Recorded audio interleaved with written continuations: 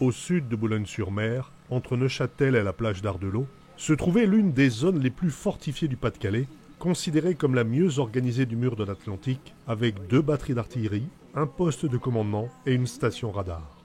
Le 149e régiment d'artillerie, positionné au Mont-Saint-Frieux, a été formé le 1er février 1944. La batterie côtière du Mont-Saint-Frieux était armée de 4 canons de 17 cm, sous casemate, situés sur les collines sud-ouest, et d'une batterie de 4 canons de 10,5 cm, situés au sommet de la colline dans des encuvements.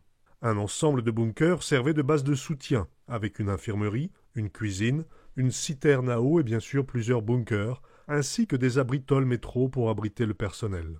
Sur le mont Saint-Frieux, qui culmine à 150 mètres, étaient installés plusieurs points fortifiés dépendant d'unités différentes. Le STP Mont-Saint-Frieux, le STP Mont-de-Terre, le STP 158 OE, qui était séparé en 2 parties, Est et Ouest, et le STP Sud-Ouest et Queue. La côte à l'ouest du mont Saint-Frieux, entre la plage d'Ardelot et d'Anne, comportait également plusieurs points d'appui fortifiés, dont il reste encore quelques vestiges. Le nom du site rappelle la légende locale de Saint-Frieux, représentait la tête sous le bras. Au début du 7e siècle, les 2 fils du roi de Bretagne s'installèrent dans la région. Judoc, au sud d'Étaples, qui deviendra Saint-Josse, et Ferrioc, entre la baie d'Authie et la plage d'Ardelot, qui deviendra Saint-Frieux. Frieux, qui vivait en ermite au sommet du mont qui porte maintenant son nom, fit construire un ermitage, et de là il surveillait la mer pour prévenir les populations des arrivées des Vikings et des pillards saxons. Un jour il fut attaqué et décapité.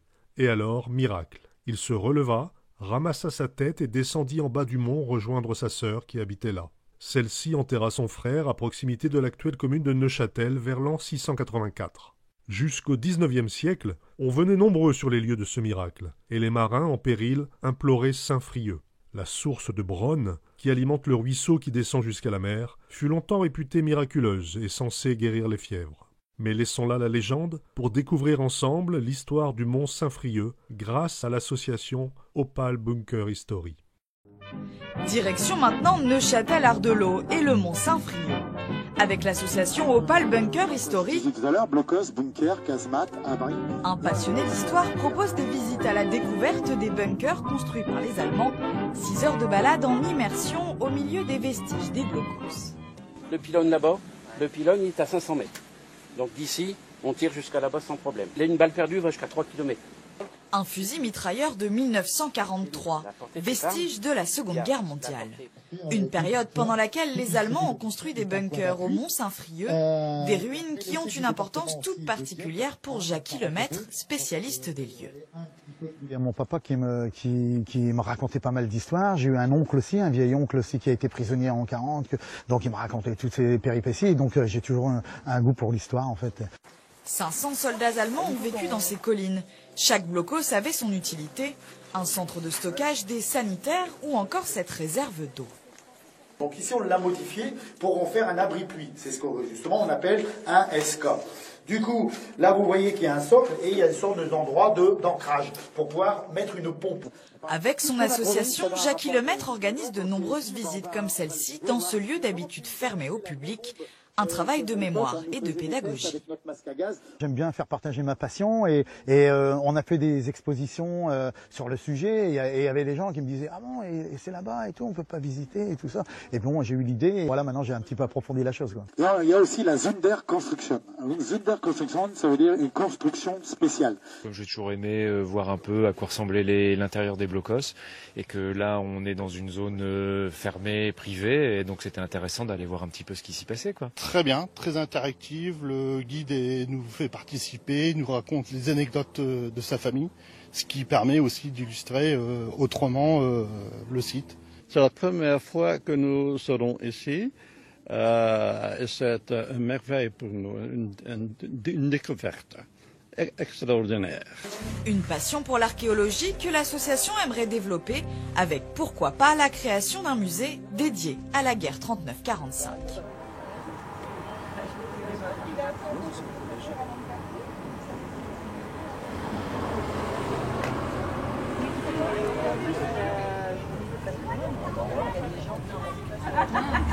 Non mais moi je vais peut-être rester un petit peu en rade avec vous. T'inquiète. Allez. Il y a un hélicoptère qui passe. Et si à gauche il y a quelqu'un qui doit prendre la place.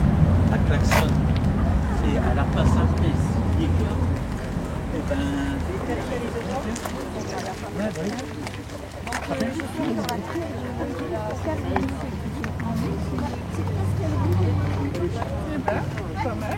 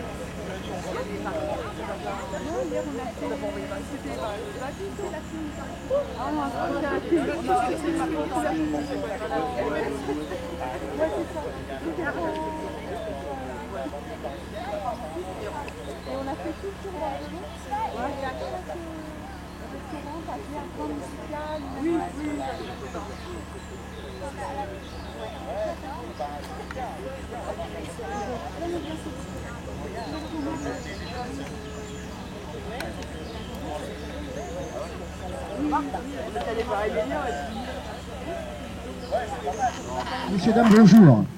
Je vais vous demander de vous mettre peut-être un petit peu en arc de cercle, un petit peu autour de moi, un petit peu devant, là, voilà. Et on va pouvoir commencer. Je vais demander à mon ami Rudy de Eden 62 de me rejoindre. Donc merci à vous, merci d'être là, merci de participer à notre dernière visite guidée de l'année. Donc voilà, je me présente, donc je m'appelle Jackie Lemaître, je suis le président de l'association Opal Bunker History. Et donc le but de notre association, eh bien sûr, c'est le devoir de mémoire. Donc notre association a commencé par faire des expositions sur le mur de l'Atlantique, qui était un peu notre spécialité. Aujourd'hui, on a un panel un peu différent de plusieurs choses. On fait à la fois des camps militaires, des convois de véhicules militaires que nous avons, quelques véhicules. Nous faisons aussi sur Neufchâtel tous les ans notre commémoration de l'héroïque bataille du 22 mai 40, donc avec un grand camp militaire, pareil avec des véhicules, et nous faisons aussi un spectacle. D'ailleurs, on m'en a parlé il y a tout à l'heure, comme quoi il y avait un très beau spectacle. Donc je vous invite l'année prochaine, ce sera le week-end du 8 mai, ça sera 8, 9, 10, 11 et 12 mai à Neufchâtel, donc rue de la Quarte, pour l'héroïque bataille. Aujourd'hui, nous serons là, donc je rappelle à tout le monde que la visite va durer jusqu'à peu près 16h30 dans ces eaux-là, que j'espère que tout le monde a son petit casse-croûte, et puis des petites boissons, parce que c'est un petit peu long. On fera un petit pique-nique vers les environs midi et demi, 1h, hein, dans ces eaux-là, j'espère que vous n'avez pas trop faim. Et puis voilà, donc normalement, tout va bien se passer. Donc nous sommes bien sûr invités, parce que c'est la partie interdite du Mont-Saint-Frieux. Donc nous sommes invités par Eden 62. Je passe la parole à Rudy qui va nous accompagner, dont vous pourrez poser des questions sur la faune et la flore que vous pouvez rencontrer. Et il va vous donner quelques petites consignes. Merci Jackie. Donc, bonjour à tous. Donc comme l'a dit Jackie, aujourd'hui on a le privilège de vous accompagner sur les dunes du Mont-Saint-Frieux. Donc c'est un site qui est fermé au public d'habitude, mais aujourd'hui on vous accueille. Et donc en quelques chiffres, le Mont-Saint-Frieux c'est environ 600 hectares. Donc pour nous c'est un intérêt faunistique et floristique avec beaucoup d'enjeux. Donc on va vous demander de bien rester groupés tous ensemble, de pas trop s'éparpiller sur les pelouses, parce que donc il y a quand même pas mal de plantes protégées. On va avoir aussi les vaches, donc vous inquiétez pas, elles sont pas méchantes. Donc elle nous aide justement au pâturage. Donc voilà. Et faites bien attention aussi, c'est aux tiques. Donc regardez bien, vérifiez vos pantalons parce qu'il y a pas mal de tiques. Et si vous en avez, surtout c'est au soir, vérifiez-vous, bien les enlever. Et puis voilà. Voilà, je crois qu'on a fait le tour. Ok, donc ben écoutez, voilà, eh bien on va commencer un petit peu, donc je prends mon petit papier parce que j'ai une petite mémoire, hein, mais donc, ici il y avait 500 hommes, Et quand Rommel est venu, comme je disais tout à l'heure, il est venu, comment dire ça, inspecter, il a dit que sur tout le mur de l'Atlantique, c'était ici, au Mont-Saint-Frieux, l'endroit le mieux organisé. Pas le plus défendu, mais le mieux organisé. C'est-à-dire qu'il y avait des tramways qui arrivaient avec des, comment dire ça, avec des matériaux. Il y avait des endroits pour fumer les saucisses, il y avait un cinéma, il y avait un hôpital, il y avait un endroit pour faire des billets, ils faisaient des biscuits. En fait, c'était un village, ils fabriquaient tout. Les Allemands ont mis des points d'appui. Vous voyez, ce bunker, il ne tire pas du tout vers la mer. Eh bien, c'était une grosse mitrailleuse qu'il y avait à l'intérieur et qui pouvait tirer. Donc, elle tirait par là, en fait. Il faut savoir que là-bas, où il y a le petit arbre, là-bas, juste derrière le bosquet, il y a le même bunker 630 qui tire de ce côté-là. Et aussi, dans la petite forêt, ici, il y a un 631, c'est-à-dire c'est un autre canon. C'est un canon, c'est entre le canon et la mitrailleuse qui tire du 4 cm 7, hein, presque 5 cm de petit obus, et lui il tire vers le village. Et vous voyez le mur qu'il y a devant, c'est ce qu'on appelle un mur de flanquement. Eh bien c'est pour protéger des tirs qui viennent du village. Et donc le 630 qui est de l'autre côté, ben, le mur de flanquement est de l'autre côté. Vous voyez, il serait de ce côté-là pour pouvoir protéger les tirs du village.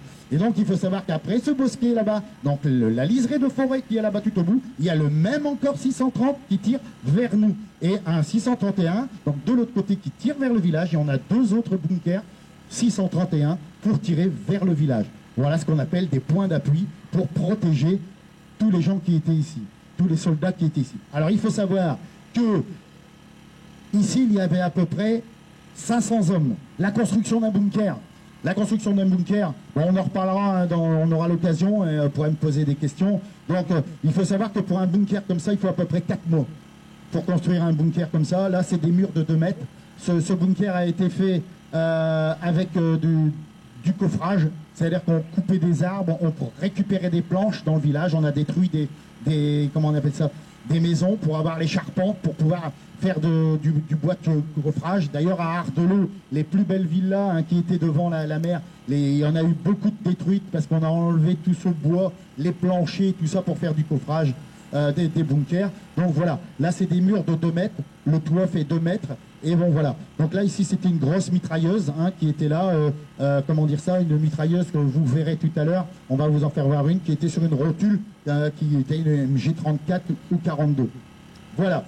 Voilà ce qu'on peut dire un petit peu pour la construction. Donc on préparait l'implantation, savoir l'endroit où on le mettait. Donc on faisait bien sûr du coffrage, du ferraillage, et puis donc on coulait le béton par au-dessus. Donc on mettait des bétonneuses très haut et on venait couler le béton dessus à l'intérieur.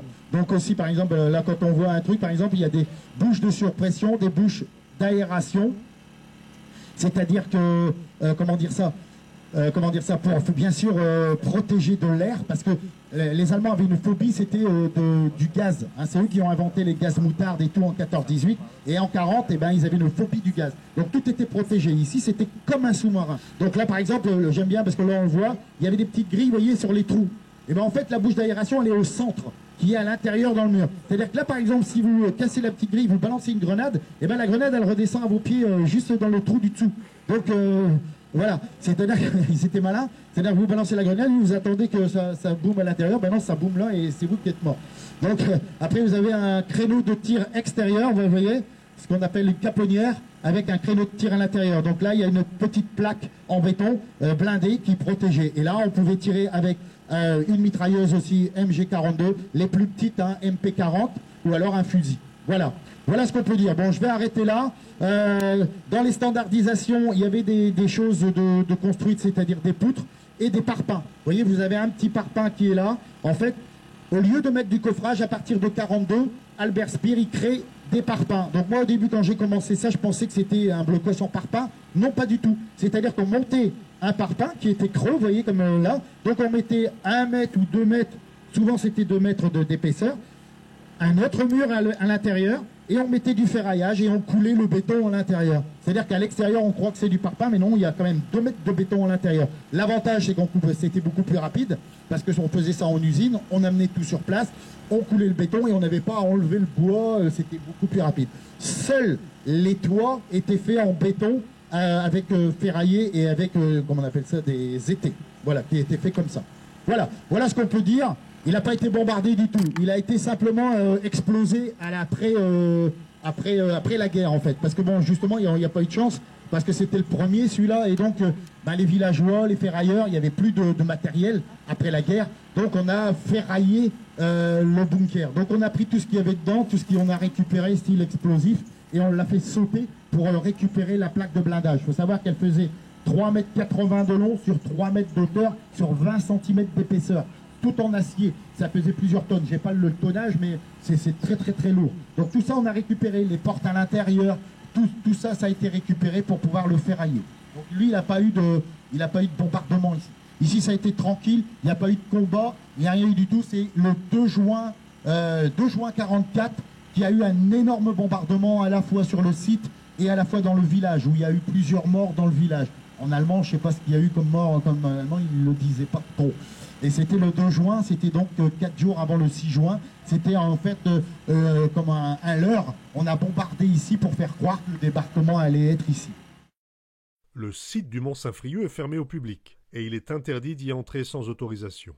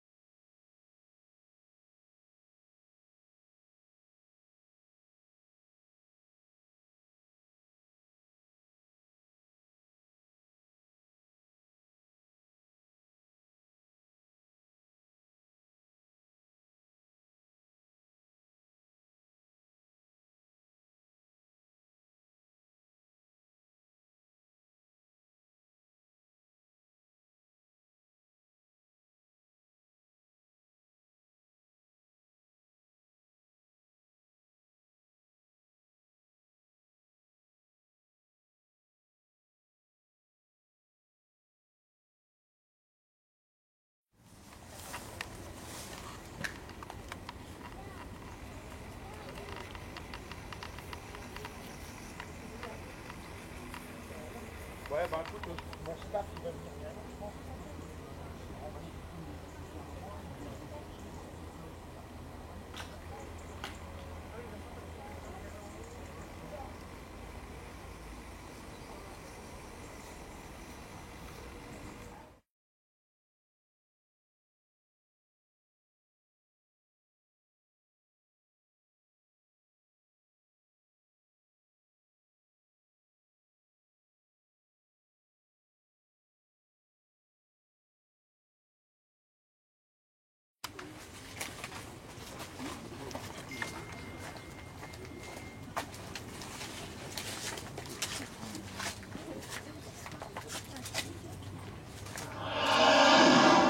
En lisière de forêt, un blocos. Le point d'appui R631, l'un des 700 modèles de blocos qui forment le mur de l'Atlantique.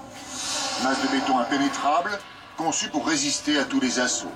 Chacun assure sa propre défense et celle des autres casemates. Sa défense, c'est d'abord le Tobruk, un nid de mitrailleuses lourdes armé par un seul homme. Il y accède par une entrée extérieure, indépendante de celle du blocos proprement dit.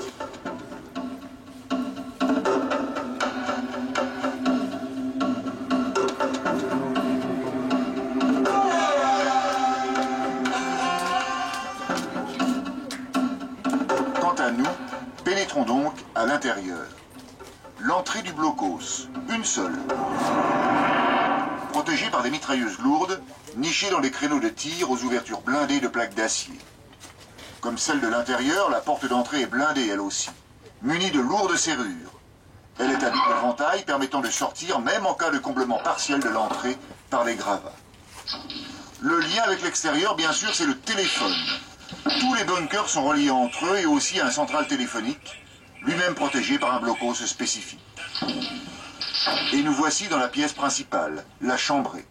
Un espace de vie très réduit, où l'on se repose, où l'on dort. Au mur, les couchettes sont superposées par 3, suspendues par des chaînes, ce qui permet de les escamoter pour faire de la place. Une armoire pour quelques effets personnels, une table, des chaises. Les soldats passent le plus clair de leur temps à bavarder, écrire, lire, écouter la radio, dans cet espace de confinement total, sous une lumière blafarde, médiocre, ambiance de sous-marin. Un poêle est installé pour le chauffage et le café. L'endroit est hermétiquement clos, tout juste une trappe de secours étroite, 80 cm de haut sur 60 de large. Un ingénieux système de ventilation garantit l'aération et en même temps la défense contre une attaque par gaz. L'air frais est aspiré à l'extérieur et dépoussiéré par un filtre. 2 autres filtres à charbon actif sont utilisés en cas d'attaque par les gaz. Un ventilateur pulse l'air à l'intérieur des locaux par des bouches de soufflage à vis. À l'intérieur de la pièce, l'air est en surpression. Il est tout simplement expulsé à l'extérieur par des bouches de surpression à contrepoids qui fonctionnent comme des valves.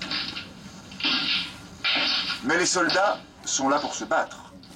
La soute à munitions, dans une pièce à part, et le poste de tir principal, armé d'un canon et d'une mitrailleuse, jumelé sur une rotule multidirectionnelle.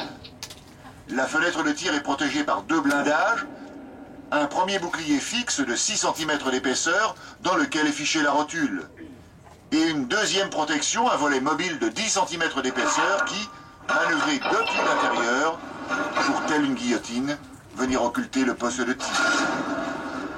Ces blocos étaient réputés imprenables, beaucoup en effet étaient détruits qu'après-guerre. Donc voilà, est-ce que vous avez des petites questions par rapport à ça? Vous avez vu là, il parlait justement de bouche de surpression. On aspire de l'air quand il y a trop d'air à l'intérieur, donc c'est expulsé à l'extérieur, c'est ce qu'on appelle une surpression. Donc je vous ai ramené une petite bouche de surpression pour voir un petit peu, qui était à contrepoids. Bon, mais celle-là, elle a bien vécu quand même, donc le contrepoids ne fonctionne pas. Par contre, on peut le mettre là comme ça, et on peut le bloquer pour justement que ça soit fermé. Parce que par exemple, s'il y avait une bombe, comme je vous ai dit tout à l'heure, qu'ils avaient tellement peur du gaz, c'est-à-dire que s'il y avait une bombe de gaz à l'extérieur, à la fois on avait des filtres anti-gaz, c'est-à-dire qu'on avait au départ, il y avait un filtre, ce qu'on appelle dépoussiérant, c'est-à-dire que c'est un dépoussiérant, c'est-à-dire que quand l'air elle arrive, c'est dépoussiéré. Et quand il y a une attaque de gaz, on enlève le dépoussiérant et on met un filtre spécial pour le gaz. Donc voilà, c'est le petit tuyau, il faut le relever. Voilà, comme ça ici, tu le relèves et là, ça bascule. Et là aussi, vous verrez, si vous voulez regarder, il y a ce qu'on appelle les petits Waffen, c'est-à-dire que tous les Allemands, ils frappaient de leur aigle avec la petite croix gammée pratiquement tout le matériel. Vous verrez que même sur les bouches de surpression, il y a le petit Waffen qui est là. Donc là, comment on appelle ça, les boulons, tout est d'origine. Hein, maintenant, on n'en trouve plus dans les blocos, tout a été récupéré. Donc voilà ce qu'on peut un petit peu dire par rapport à ça. Est-ce qu'il y avait encore des autres questions? L'issue de secours, hein, on vous a parlé de l'issue de secours. Ça, je vous en ferai voir à l'intérieur. Je vous expliquerai le fonctionnement de l'issue de secours à l'intérieur. Des dalles de béton. Hein, on a du mal à les voir un petit peu. Mais en fait, il y a 3 grandes dalles de béton. Et la petite anecdote, c'est que cette dalle de béton, elle recevait un énorme groupe électrogène qui a été pris, qui a été confisqué à la brasserie de Neufchâtel qui avait à Neufchâtel en haut, près de chez Gaudréau, pour ceux qui connaissent. Et donc les Allemands ont récupéré ce groupe électrogène pour pouvoir faire de l'électricité, bien sûr, pour tout le monde ici. Et donc l'anecdote, c'est que moi, mon papa, il avait 10 ans, et il travaillait un peu pour les Allemands pour être nourri en fait, parce qu'ils n'avaient plus rien à manger. Donc il venait ici, donc le travail, il faisait plusieurs petites tâches, dont là, Rommel devait arriver, donc c'était soit en décembre, mais je pense que c'est en février, la deuxième fois qu'il est venu. Il est venu en février 42, et donc il est venu, donc c'était branle-bas de combat, hein, pour ceux qui ont fait l'armée, ben, ils savent quand il y a un colonel qui arrive ou un machin, il faut tout nettoyer, machin, c'était branle-bas de combat. Et donc Rommel donc était prévu à telle heure, et il arrive un petit peu avant. Et mon papa, donc c'était une sorte de grand cabanon, hein, avec ce groupe électrogène à l'intérieur. Et mon père, il me disait, ben, il y avait plus des petites bonbonnes d'huile, il les remplissait et tout. Et là, mon papa, il est en train de balayer pour bien préparer. Et là, hop, la grande limousine qui arrive, avec Rommel, avec ses grands cols, mon père me disait, avec ses grands cols rouges, et Rommel arrive et il descend. Et là, Thio, il était là, il ne devait pas être là, donc du coup, ils l'ont mis. Quand il est rentré, la porte s'est ouverte, ils l'ont mis un peu derrière la porte, et l'Allemand est resté à côté de lui. Et quand Rommel il est rentré, donc bien sûr il était accueilli. Donc, il était accueilli par des officiers, et il commence à faire le tour. De, comment dire ça, il commence à faire le tour du fameux groupe électrogène. Et là, donc Rommel, il fait le tour, et là, il tombe. Vous voyez, Rommel, c'était quand même pas n'importe qui pendant la Seconde Guerre mondiale. Et donc, à la fois, il était ici, et à la fois, ben, il a scotché un peu sur le gamin qui était mon papa, et en regardant, en se demandant bah, qu'est-ce qu'il fout là, le Thio. Donc, alors mon père il me dit, il m'a pas parlé, hein, mais il m'a regardé, l'air étonné d'avoir le gamin qui était là. Donc je voulais le raconter parce que c'est la petite anecdote du lieu qui était là en 42. Voilà. Donc on va continuer notre vie. C'est un peu plus curieux que... Une petite croix comme ça pour mettre mes petits.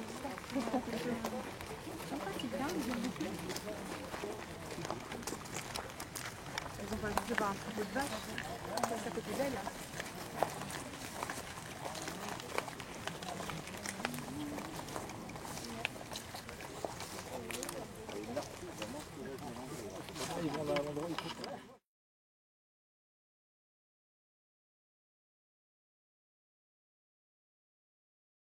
C'est une petite construction qu'on appelle un abri tôle métro. C'est-à-dire que sur les plans que nous avons cette petite construction qu'on ne savait pas du tout où elle était. Et sur le plan, on avait vraiment l'impression que c'était à l'endroit où on a regardé la vidéo, vous voyez, un petit peu dans le terrain. Donc à un moment donné, on s'est dit, tiens, parce que nous on venait ici pour nettoyer un peu les blocos, on a vidé du sable, on a fait plusieurs choses par rapport à ça ici. Et donc, avec bien sûr Eden 62, hein, en partenariat pour pouvoir justement faire les visites. Et donc, on avait décidé d'essayer de trouver cette petite construction. Et puis, une fois, on a cherché, puis on a eu la chance de voir un tout petit morceau de brique, et on a trouvé cette petite construction. Donc, on a mis quand même plusieurs jours, elle était complètement enfouie dans le sable, on a tout sorti, et donc, on tenait un petit peu à vous la faire voir. Donc, vous allez me suivre et je vais vous expliquer un petit peu à quoi elle servait là-bas en haut. Merci à vous.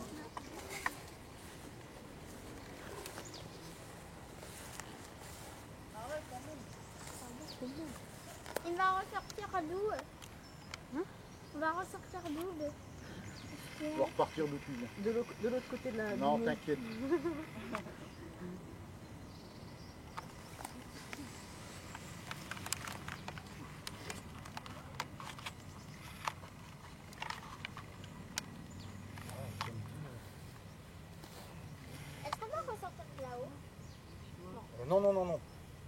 Non, c'est pas un tunnel, hein. C'est juste une petite pièce, il y a une petite pièce derrière, c'est tout. Donc c'est pas un tunnel. Et donc ça servait à quoi ça? En fait, je vais l'expliquer en même temps. Ouais.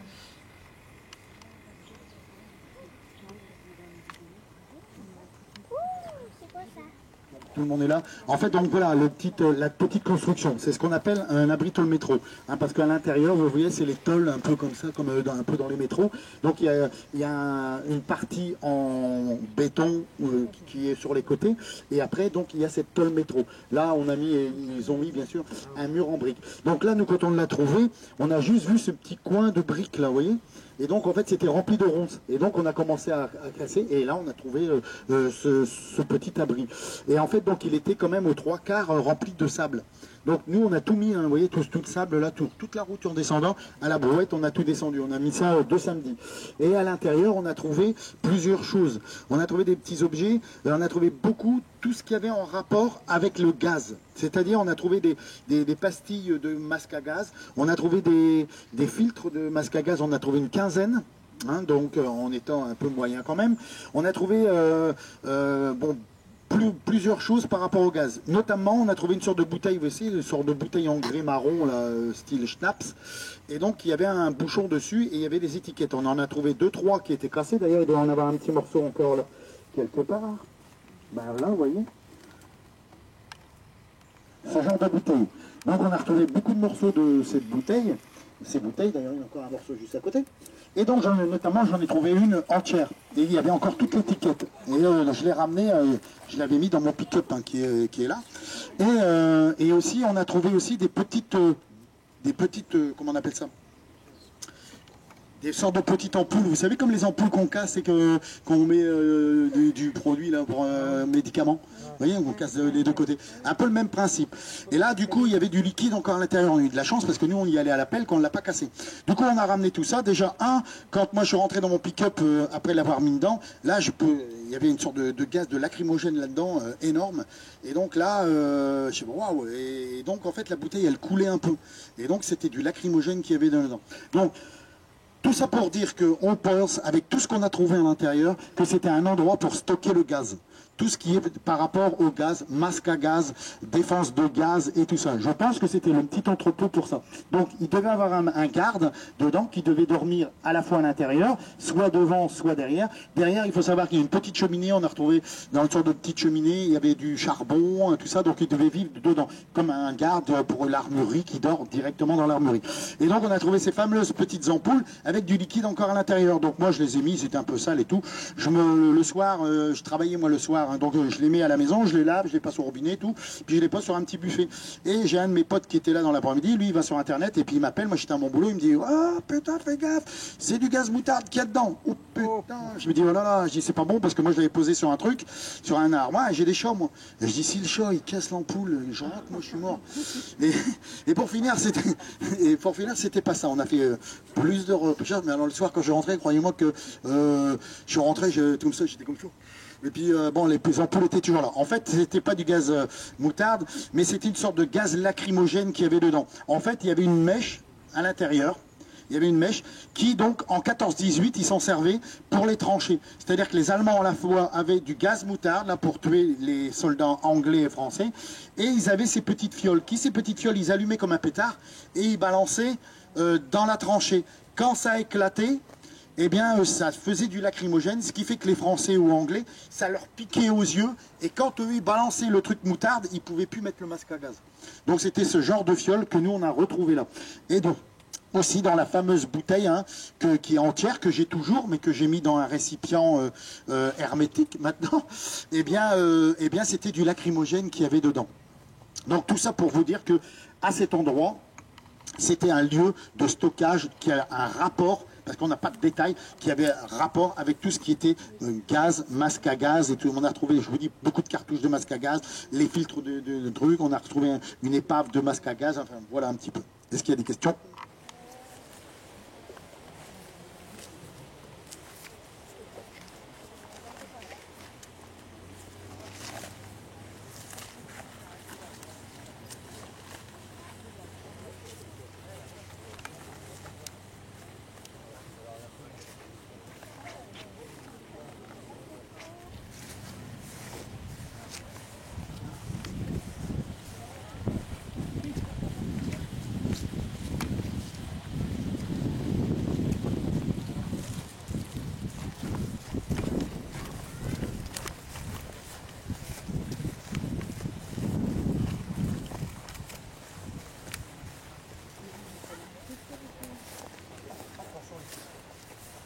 dangereux.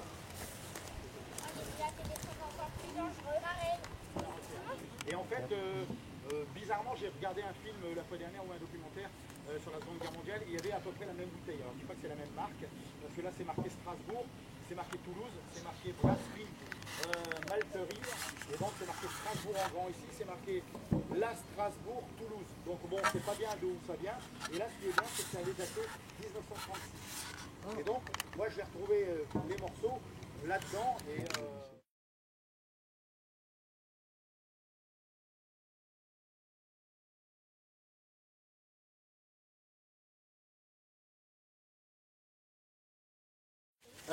ok, tout le monde est là?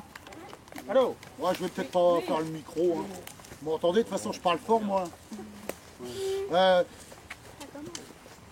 Bien joué, Cathy. Parce que je veux pas dire de bêtises sur les numéros, parce que j'ai pas de mémoire. Et, alors? Ben, bien sûr. Donc ici, nous sommes devant un... comme on disait tout à l'heure, on parlait de Regelbo. Regelbo veut dire standard. On est donc devant un R646. Sauf qu'il a été, je vais profiter d'ailleurs de cet endroit pour vous dire, comment, il y a des constructions comme ce R646 qui a été modifié. À partir du moment qu'il a été modifié, on appelle ça, les Allemands appellent ça Sonderkonstruktion. Hein. Donc Sonderkonstruktion, construction spéciale. D'ailleurs, toutes les batteries que je vous ai dit ce matin, batterie Todd, Lindemann, Oldenburg, tous ces trucs-là, c'est des Sonderkonstruktion. C'est-à-dire qu'il n'y a qu'un seul modèle, une construction spéciale qu'on a fait pour cet endroit. Ici, donc, on est sur un modèle standard d'un abri, eau, on peut appeler ça, hein, un abri eau, réservoir d'eau, voilà. Sauf qu'ici, il a été modifié. Parce que comme je vous ai dit tout à l'heure, qu'ici, c'était un endroit où, comment dire ça, qui était autonome, c'est-à-dire qu'ils avaient tout. Et bien là, on a été chercher de l'eau. Et donc, on a créé un abri puits. C'est-à-dire que là, on a fait un puits qui a 50 mètres de profondeur. Vous voyez, 50 mètres, c'est très profond. On est dans la nappe phréatique. Et donc, ils ont été chercher de l'eau pour pouvoir remonter pour à la fois les chevaux qu'il y avait ici, pour pouvoir alimenter pour les hommes, hein, se laver, manger et ainsi de suite. Donc, voilà. Donc, ici, on est sur un modèle. Moi, j'ai fait beaucoup de blocos, vous imaginez bien. Et ben, en fait, c'est le seul endroit abri-puits que j'ai vu sur toute la partie que j'ai fait. Voilà. Donc, on va y aller par petits groupes. On est une petite trentaine, on va essayer de faire combien on faisait la fois dernière, on a fait combien de groupes 10. On va faire des petits groupes de 10. Les enfants, je vous demande d'être attention parce qu'il y a des trous, c'est profond, si on tombe dedans, ben c'est fini. Hein. Et les lunettes de soleil aussi. Et les lunettes de soleil, parce qu'il y a une petite nénette, une fois qu'il a perdu, des Hugo Boss que maman venait d'acheter 8 jours avant. Laissez vos sacs de nourriture pour ceux qui n'en ont pas. Il y a encore des soldats. Il est pas au courant que c'est fini celui-là.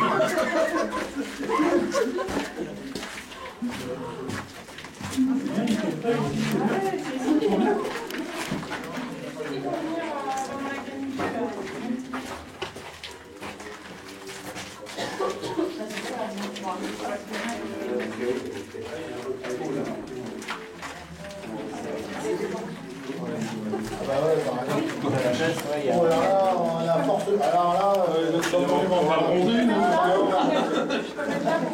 Oui, justement, il faut venir faire le tour.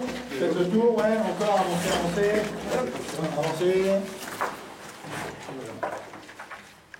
Ok. Bon, là, il y a encore quelqu'un derrière. Non, c'est le gardien. C'est bon, c'est le gardien. Donc, ici, comme je disais juste à l'entrée, vous êtes devant un Regelbo, ce qui veut dire standard R646, ce qui veut dire que dans un standard normal, vous avez une cuve, comme vous voyez ici, il y a une cuve, et il y a une cuve ici derrière, normalement. Et là, il n'y a pas, justement, la modifier pour en faire un construction spéciale, avec ce fameux puits qui est ici, un trou de puits qui fait 50 mètres de profondeur pour pouvoir pomper, donc jusqu'à la nappe phréatique. Donc ici, quand je vais enlever le truc, il y a des petits points de fixation, vous voyez, il y en a là, il y en a un ici, il y en a là. Ici, donc, on fixait un moteur. Ici, derrière, il y avait le compteur pour pouvoir faire fonctionner le truc. Donc ici, on pompait l'eau et on venait remplir la cuve qui est derrière moi. Donc ici, c'est le trop-plein. Quand la cuve elle arrive, c'est trop-plein, ça tombe dans le petit bac qui retombe dans le tuyau, qui repart. Donc au-dessus, vous voyez qu'on voit déjà l'épaisseur du plafond qui fait 2 mètres. Et comment dire ça? Et au-dessus, il y a le même système, c'est-à-dire qu'il y avait aussi un autre moteur, une autre pompe qui pouvait bien sûr pomper à l'intérieur.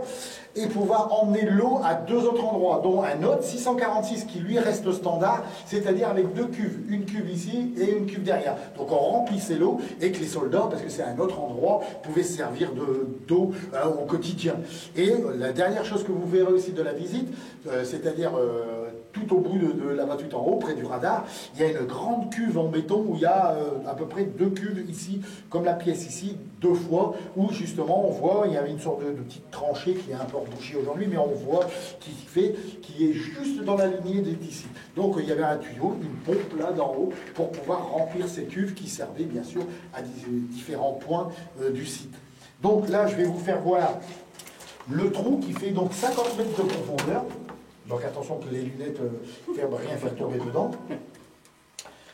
Donc là, voilà, regardez un petit peu, on voit que ça brille un petit peu dans le fond.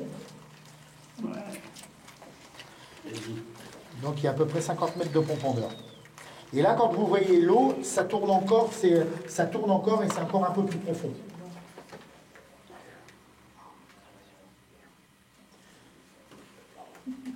Donc voilà, faire attention, hein, les lunettes et tout, parce que bon, derrière, il y a des belles Ray-Ban. D'ailleurs, la lumière qu'on voit, c'est les Ray-Ban il y a 3 ans. Ouais, il était vénère, ça a pris une seconde, c'était sa grand-mère qui avait payé 8 jours avant. Il était chaud, il avait, là je crois qu'ils avaient l'œil, il se penche, la lunette dedans. Bon, cela dit, moi, c'est m'arrivé aussi, hein, j'avais Hugo Boss, superbe lunettes et tout, c'était à la crèche. Pareil, mon fils, j'étais avec mon gamin, le gamin il fait « Oh regarde papa, je me penche plus ». C'est un blocos et donc c'est tombé au-dessus dans un blocos, et c'est dans un trou là, de machin. Vous voyez les petits tissus de secours qui est derrière. Donc en sachant que vous voyez, il y a un petit mur en brique. Et derrière le mur en brique, il y a une sorte de cheminée arrondie ou rectangulaire, ça dépend des modèles. Et donc il y a des échelons comme ça à l'extérieur. À l'intérieur, sauf qu'on l'a rempli de gravier, vous savez, les petits graviers comme il y a sur les plages, ou un peu comme on fait du béton, là, les petits graviers ronds, là, mélangés avec du sable. Donc on a tout rempli ça à l'intérieur, et au-dessus, on met une couche de terre, ce qui fait que quand vous êtes en haut, vous voyez la terre, le bord du blocos, mais vous ne voyez pas du tout qu'il y a une cheminée qui est là en dessous. Par contre, comme les blocos ont une seule entrée, comme vous voyez là, ici, et bien si par exemple eux ils étaient bloqués dedans, normalement ils ont une porte, hein, ils ont une porte ici, une double porte à l'intérieur, qui pouvait s'enfermer. Mais les Canadiens ou les Américains, ils disent bon c'est rien, on va les bloquer dedans, on fait exploser la grenade, le machin, ou on bouche l'entrée et eux ils sont bloqués dedans. Du coup, eux ils attendent que ça se passe, ils se disent bon un jour ou deux ils sont plus là, et ils ouvrent la porte parce qu'il y avait une porte ici, vous en verrez une. Savoir que nous par exemple notre blocos qu'on avait à l'entrée là, qu'on ne peut plus aller aujourd'hui, et bien quand nous on avait fait une journée du patrimoine, on a complètement réhabilité avec les lits, les machins, tout ça. Pour moi, on avait dit à 1h. Hein. Rappelez-moi, j'ai dit 1h qu'on mange. Entre midi et demi. T'as dit entre midi et demi et 1h. Et donc là, j'ai dit tout à l'heure, comme les gens n'arrêtent pas de parler.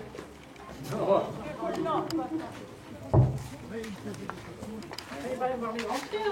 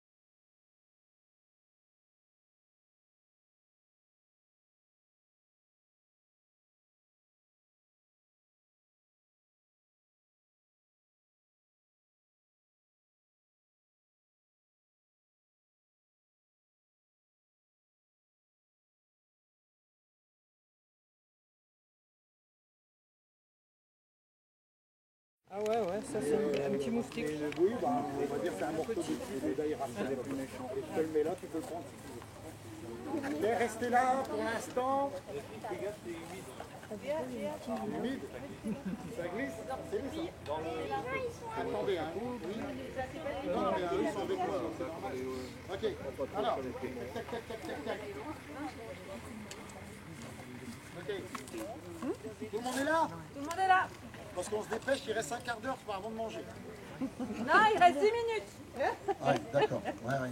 Avant, j'en avais qu'une qui voulait manger, maintenant il y en a deux. J'ai pas de chance. Ok, donc là, vous êtes devant un R668. C'est un abri pour troupes. C'est juste un abri pour dormir et se protéger. Parce que il faut savoir aussi, quand je parle qu'il y a 500 soldats, il faut savoir qu'il y a aussi des baraquements qui ont été construits en bois.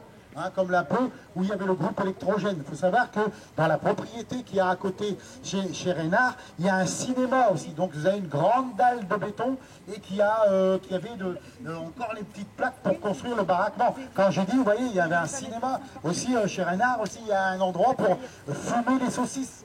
Donc ils avaient un fumoir parce que les Allemands mangeaient beaucoup de saucisses quand même. C'est pas une légende.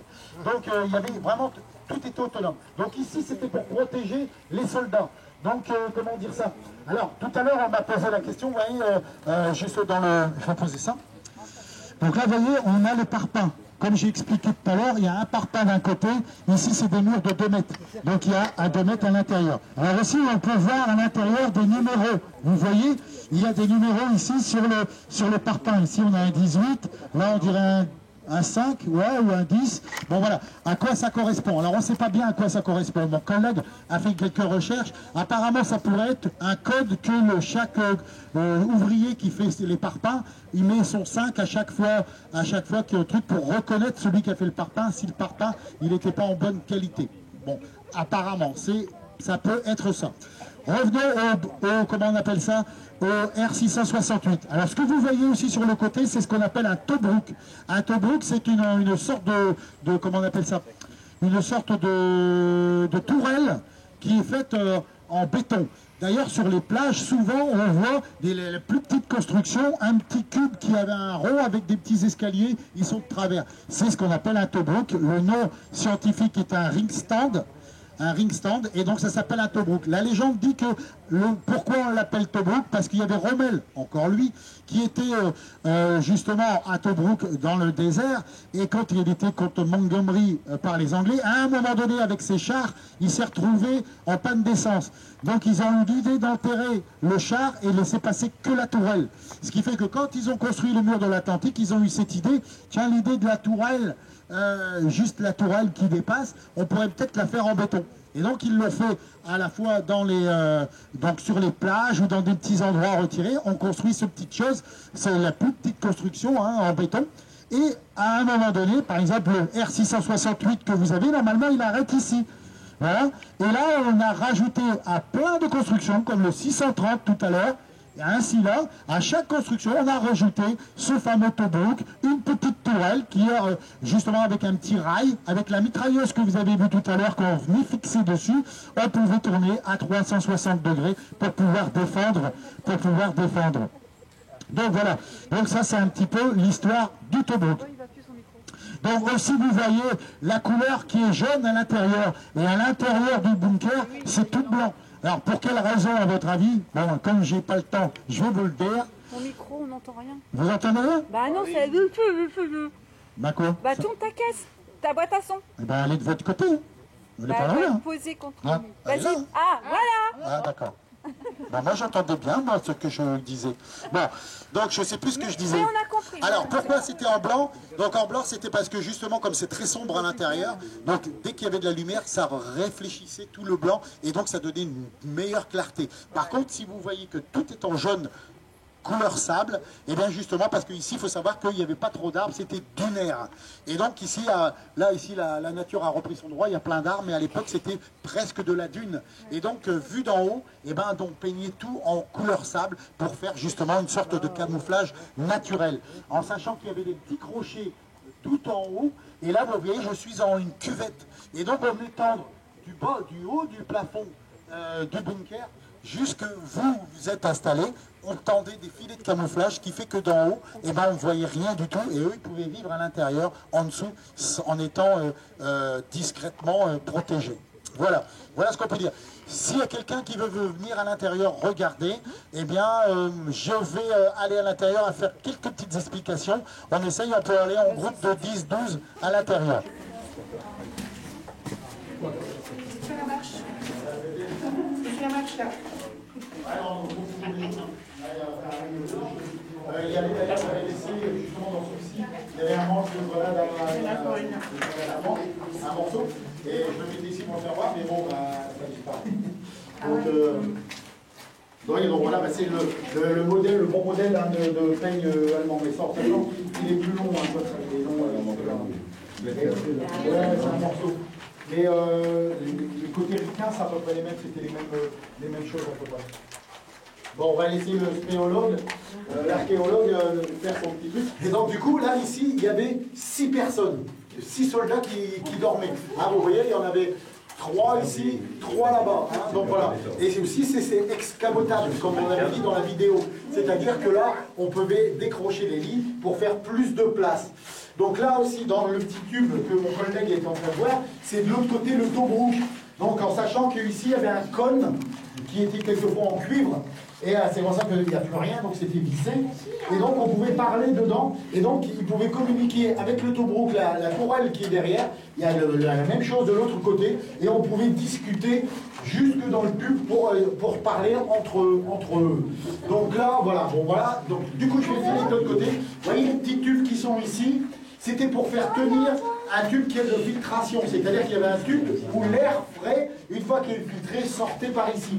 Et donc c'était soudé à ces tubes, à ces tuyaux, pardon, à ces tiges ici en fer pour pouvoir faire tenir le tuyau d'aération de l'air purifié. Je passe de l'autre côté. Bougez pas, tac, tac, je vais là dans le fond. Donc vous voyez, toutes les plaques de fibro que je vous disais, ils sont là. Vous voyez? Bon, fibrociment. Donc ici, on arrive ici à l'endroit. Donc ici, il faut savoir qu'il y avait la moitié de sable aussi. Pareil, on a tout sorti le sable. Donc là, on n'a pas trouvé grand-chose. Je ne sais plus ce qu'on a trouvé. On n'a pas trouvé grand-chose. Par contre, il y a encore le socle du feu. C'est des feux particuliers. Il faut savoir que c'est des feux de blocos. C'est un feu de blocos. Ce n'est pas un feu qu'on a à la maison, qu'on a venu mettre là-dedans. Chaque blocos a son poêle particulier. Il y a 3 modèles. Fred, il y a bien 3 modèles. 3 modèles, ouais. 3 modèles différents. Parce que mon collègue, justement, il a les 3 modèles. C'est un spécialiste et collectionneur de tout ce qui est bunker. Donc là, ici, vous avez l'arrivée de cheminée. Alors, ici, vous avez une plaque ronde qui était pour, comment on appelle ça, pour ramoner un petit peu la cheminée. Il faut savoir que ce qu'on appelle, c'est un tuyau en Y, un conduit de cheminée en Y. Ce qui veut dire que si on balance une grenade en haut, jamais elle va tomber dans le feu, elle tombera à l'intérieur. Il y a un endroit pour expulser la grenade qui va être dans la cheminée à côté. Vous voyez là, l'histoire elle est ouverte, à l'issue de secours, on voit le jour derrière, et elle tombe dans une cheminée à l'extérieur très bas. Ça veut dire que ça va exploser à l'extérieur, il n'y aura rien à l'intérieur. Et donc là, c'est le conduit cheminée qui arrivait ici, hop, il tournait et il venait se mettre dans le poêle qui est là. On voit d'ailleurs les petites plaques qui sont encore là, qui étaient à cet endroit-là. Ici, vous avez la plaque qu'on ne trouve plus malheureusement. C'est des plaques qui sont assez recherchées, où il y a le fonctionnement du poêle. C'est-à-dire c'est une sorte de petit bakélite, vous voyez, on voit que c'était un peu plastifié, une sorte de bakélite, pas bakélite, pardon, une sorte d'isorel, vous voyez, de l'isorel un petit peu cartonné là. Donc c'était une petite plaquette comme ça, avec toutes les instructions en allemand pour pouvoir faire fonctionner le feu.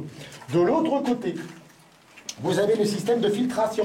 Donc ici, vous avez une sorte de petite étagère où les filtres étaient posés. Donc ici, vous avez l'arrivée, il y avait directement branché dessus ce qu'on appelle un filtre dépoussiérant, un premier filtre dépoussiérant actif qui arrive avec un tuyau ici. Et là, on tournait avec une manivelle. On tournait avec la manivelle et on faisait marcher la soufflerie pour pouvoir aspirer l'air extérieur, le filtrer, pour pouvoir le passer dans le tube que je vous disais, pour avoir un air sain. De l'autre côté, ici, vous avez... Alors là, par exemple, l'endroit là-bas, c'était la bouche de surpression. Hein, comme je disais tout à l'heure, qu'il y avait trop de surpression, ça ressortait de l'autre côté. Et en sachant aussi que, comme je disais tout à l'heure, s'il y avait une grenade ou une bombe qui explosait, la bouche de surpression se refermait automatiquement pour laisser rien rentrer dans le bunker. Et là, le grosse tige ronde qu'il y a ici, ça servait pour mettre le filtre pour le gaz. Donc il ne servait jamais. On en verra dans un endroit des restants de filtres, vous en verrez un sur place. Donc là c'était l'endroit pour le stocker. Voilà. Des questions? Il est complètement, c'est-à-dire c'est le même, il est inversé. C'est-à-dire que quand vous avez le Tobruk qui est sur votre droite, là il est sur votre gauche, et la pièce intérieure elle est complètement inversée. Et aussi la petite particularité pour ceux qui aiment bien au niveau photo, il y a comment dire ça, les soldats qui étaient là quand ils étaient dans le ciment frais, ils ont gravé la date et quelques petits trucs, on n'arrive pas à bien lire le nom du soldat, mais ils ont gravé la date dans le béton. Donc ça c'est une petite photo intéressante. Et aussi, il y a donc 1944 et le 44, il est fait un peu comme un signe SS. Donc vous regarderez. Donc pour ceux qui aiment la photo, ils pourront prendre en photo et puis on peut aller voir à l'intérieur. Allez.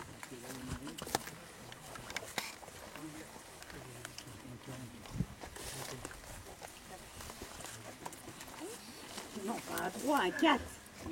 Une contre-vie. Le vôtre c'est 44. 6, c'est un 6. 8. Bon voilà, c'est ici, la date ici, et là c'est là que ça ressemble un peu à un sigle un peu bizarre, avec le nom du bonhomme, du soldat, on pense, ou alors c'est peut-être le nom du truc, mais on a du mal à voir. Hein, vous voyez, là ici 44, et là aussi 1944 avec le signe un peu comme J'ai pas de lumière.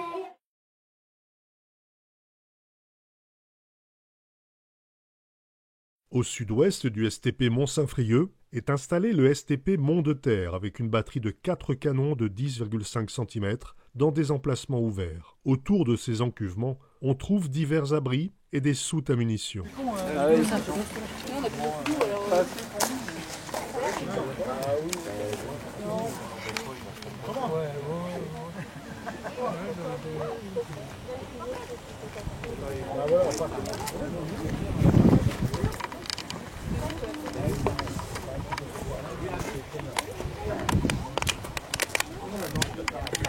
T'empêcher, ça doit être difficile.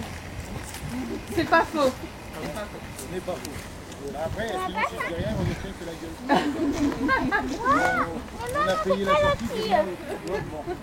Bon, forcément, je suis obligé. Maman, j'en ai une autre aussi, D'ailleurs, elle passe pas. on en profite pour... avec tout le monde se fait d'équiper. Ah, vas-y, je peux faire. avec la...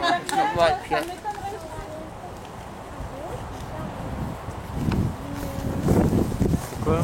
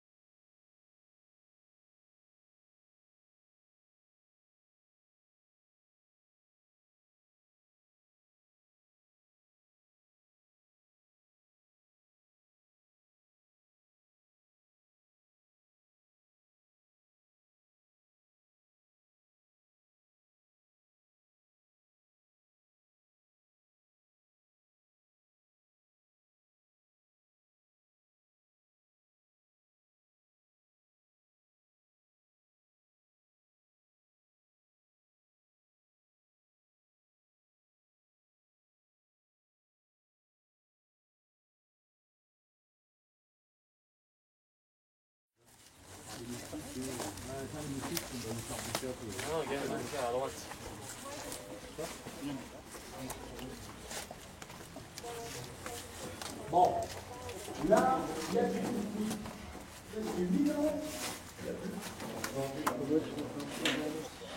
Einer spielt immer. Voilà, j'ai eu du mal à le dire.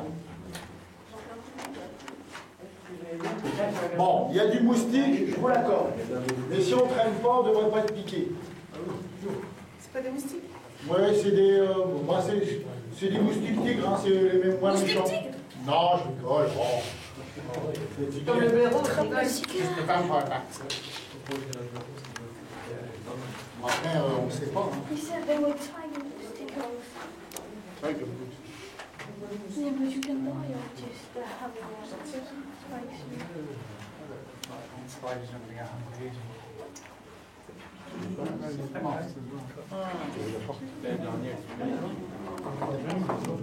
Ok. Alors, entrée, hein, c'est des moustiques, mais c'est des pacifiques, on les a traités pour qu'ils ne piquent pas. Ouais, ils sont dressés. Ils sont dressés pour ne pas piquer. Ouais, c'est plus facile. Ok, entrez, ouais. Oui, mais c'est pas des vrais, les moustiques. Hein. C'est des drones. Comme ça, on voit le changement il y a 5 ans. Effectivement. Ouais, d'accord. Bonne chance.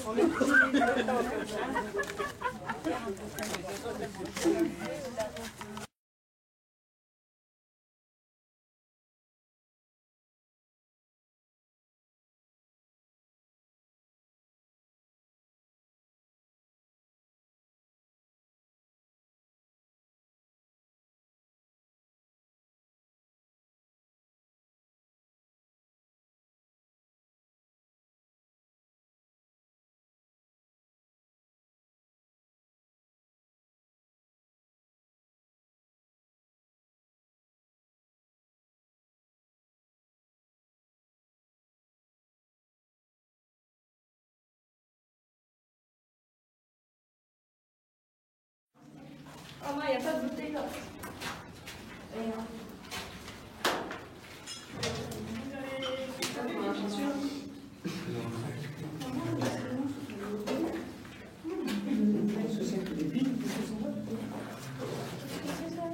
Vous savez ce que c'est?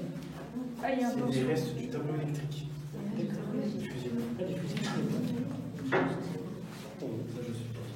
C'est quoi ça?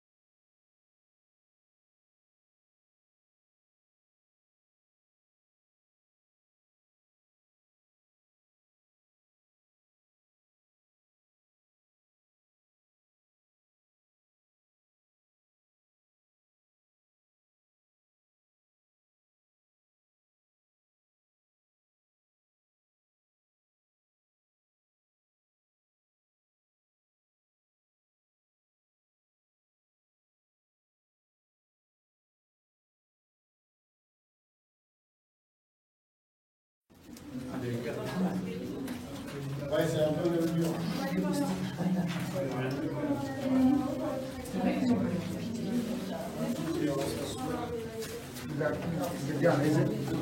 Attention la tête. Oui. Non, il comprend la tête. C'est les Allemands qui étaient là chez rien. Ah oui, c'est les Allemands ici. Hein. Puis regardez, si vous regardez, regardez vos lions, on voit les crabes du bois. Ouais, voilà, donc vous voyez ici, il y a les petits rebords, on venait mettre un plancher jusqu'ici à peu près. Ici, ici il y avait la petite échelle, donc on montait, pouf, on enjambait sur le plancher, il mettait une petite caisse à munitions pour arriver à la bonne hauteur, et là on pouvait observer, parce que là on est à ras du sol, et là on pouvait observer, comme on est sur une petite colline, on pouvait voir ce qui arrivait de loin avec des petites jumelles, et là il y avait des fils de téléphone, donc il y avait le petit téléphone qui était accroché là, et on pouvait appeler éventuellement si on voyait quelque chose qui... Voilà, quelqu'un qui arrivait en fait. Et on voit bien les planches, les planches de coffrage, donc pris dans le béton.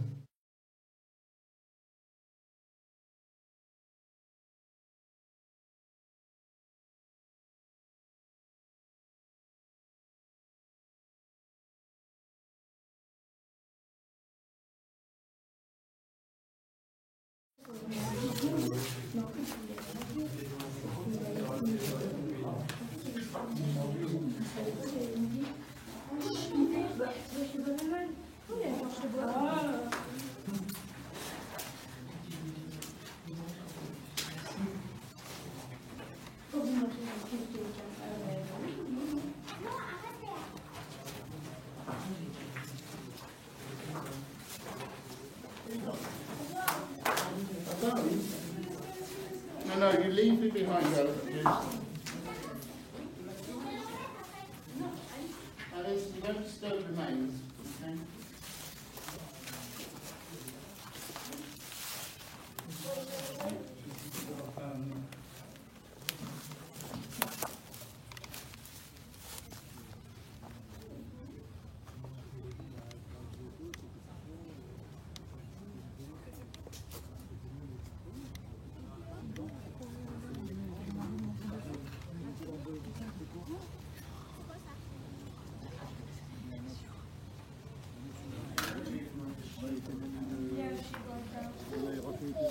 Lors du patrimoine, on avait remis des soldats allemands, on avait des la radio. Ah, c'était cool. Et là, on n'a plus le droit d'y aller. Donc c'est pour ça que je vais sur le côté, quoi. C'est un peu long, quoi. Mais bon,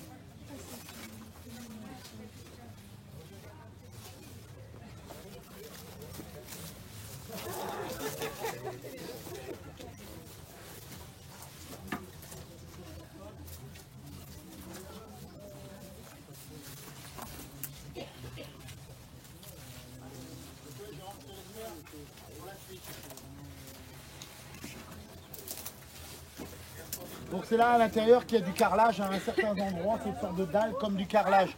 Et donc là c'était un poste de commandement. Là il y a encore du monde. Ah, bah oui, on a parlé Colombe. Ja. C'est bien.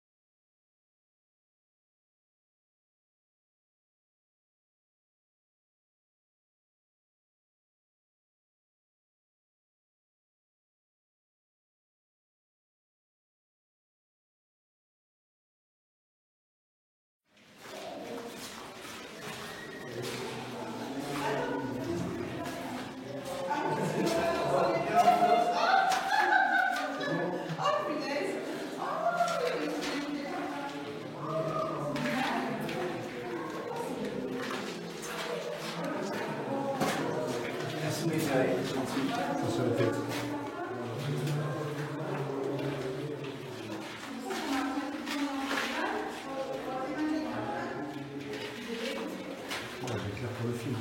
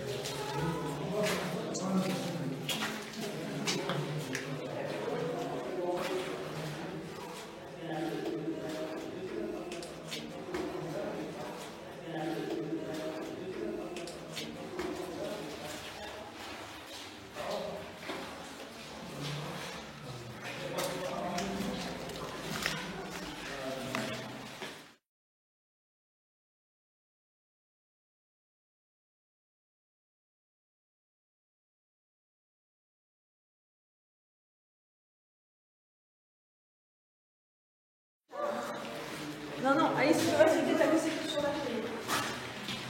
Attends, tu m'éclabousses pas, par contre, sinon je...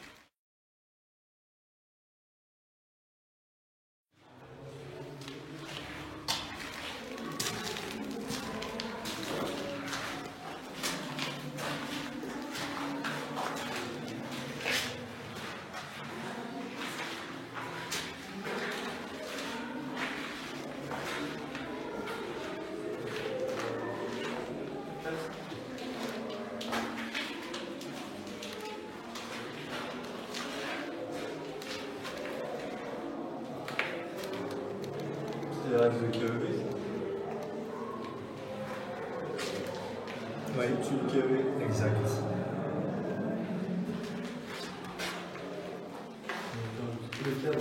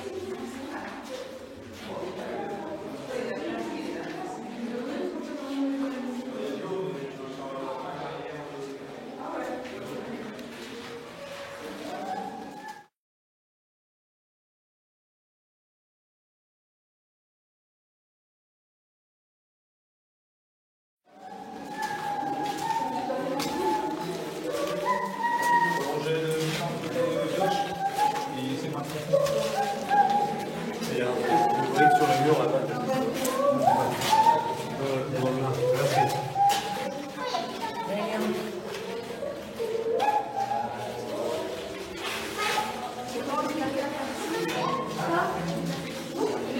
Il y a des noirs dessus.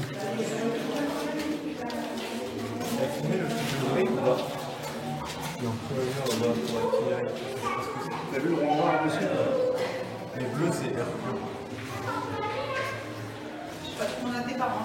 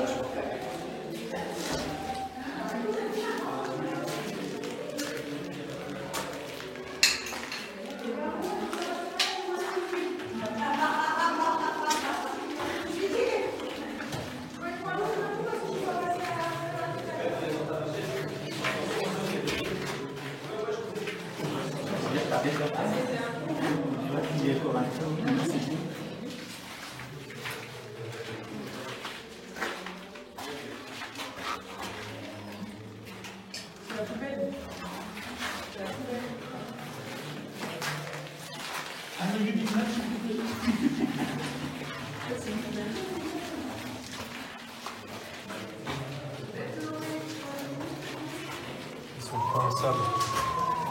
Eh, mon minute, vite, il arrive. Avec un coca.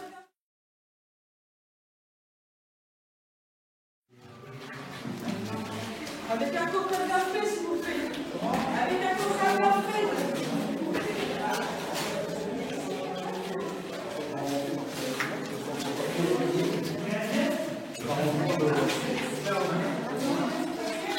Bon, je vais essayer. Ça, c'est l'antenne. Le clavier est stressé pour l'antenne.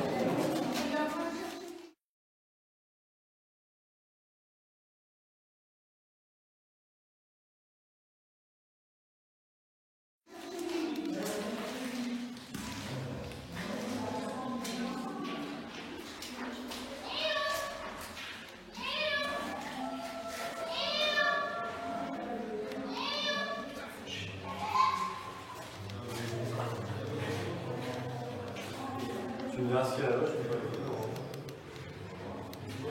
Et là, il y avait le truc qu'on a restauré. À ta gauche, avec les 4 trucs. C'est le truc de radio. Et j'ai vu que le cadre radio.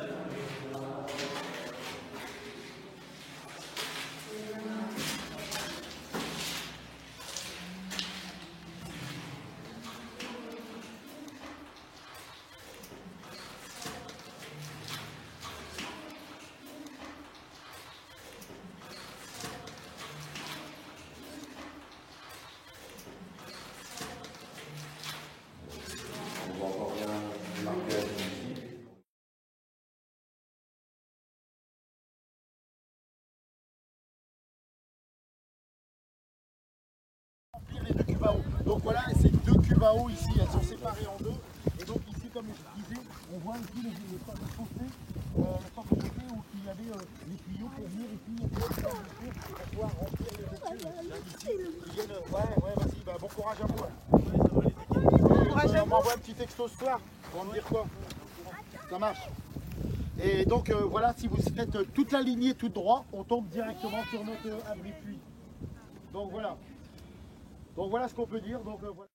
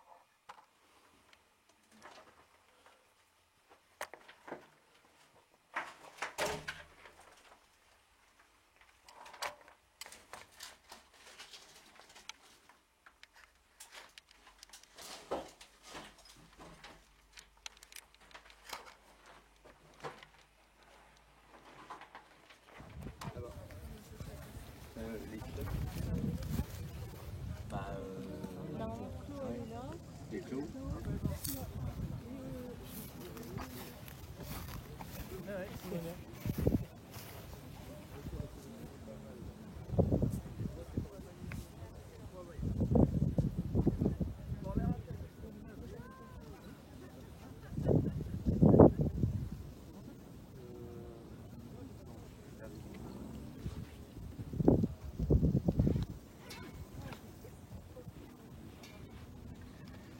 So you drop the grenade.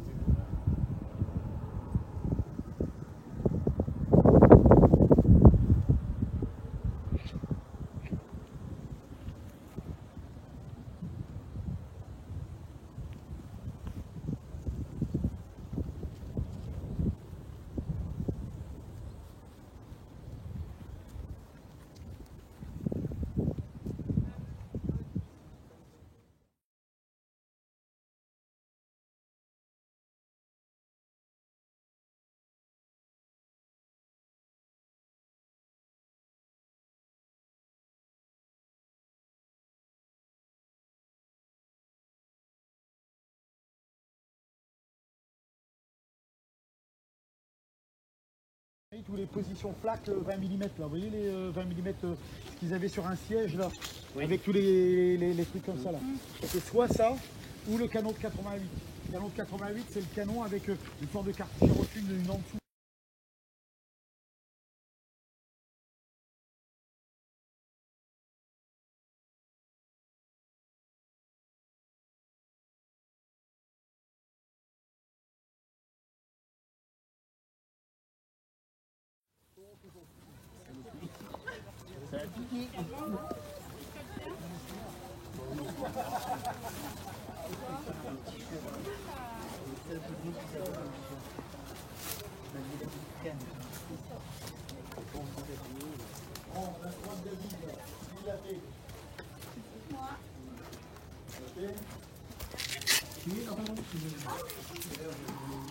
Donc là ici, moi c'est le développement pour les, comme c'était prévu pour les brancards.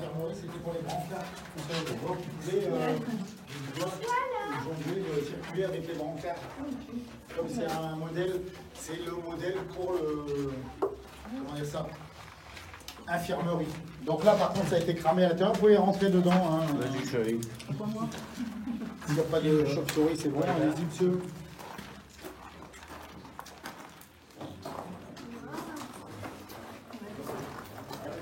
Alors,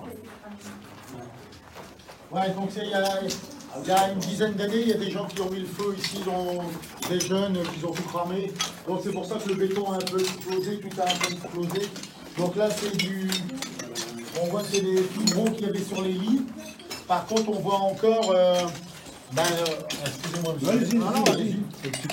Et là, ce sont les supports pour les lits. Et d'ailleurs, on voit encore du fibro qui est un peu éclaté derrière et les morceaux de bois qui étaient là. Et là aussi, la particularité, comme je disais dans certains blocos, que c'est comme dans un sous-marin. Ici, vous avez l'endroit où on mettait le périscope. Le périscope, comme dans un sous-marin. Et ça, c'est un bouchon, en fait. Ça, c'est un bouchon de protection en attendant. C'est-à-dire que là, vous voyez, ici, c'est plus ouvert sur le côté. On fait tourner le petit truc sur le côté. Et là, on descend le bouchon. Et là, on vient mettre le périscope. Le périscope, ici, il y avait un support. Bon, là, forcément, c'est un peu le bordel. Mais sinon, il y avait un petit socle. Et on mettait un socle comme un peu un été. Et on venait fixer le périscope. Et on pouvait regarder à 360 degrés autour du bunker. Et donc, comme celui-ci est prévu comme un hôpital, vous voyez derrière qu'il y a une issue de secours ici. Donc, vous voyez 2 mètres d'épaisseur. Et de l'autre côté, bizarrement, pour un bunker, il y a 2 sorties de secours. Il y en a une de l'autre côté. Il y a une inscription que je n'ai pas encore eu l'occasion de le lire, donc il est grand temps, je le dis. C'est une inscription qu'on trouve principalement un peu partout dans les bunkers quand il y a le truc de filtration. Ce qui veut dire, bon là, il y en a la moitié qui est effacée. Ce qui veut dire, en cas d'attaque par les gaz, enlever l'élément écrit 0, c'est-à-dire le cercle rouge, enlever l'élément cercle rouge et mettre le filtre, qui est le filtre à gaz, en place.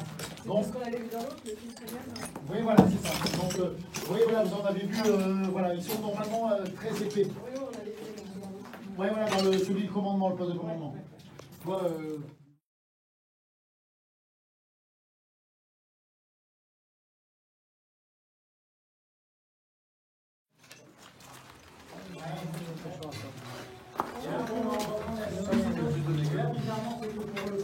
mais ça va, c'est bien.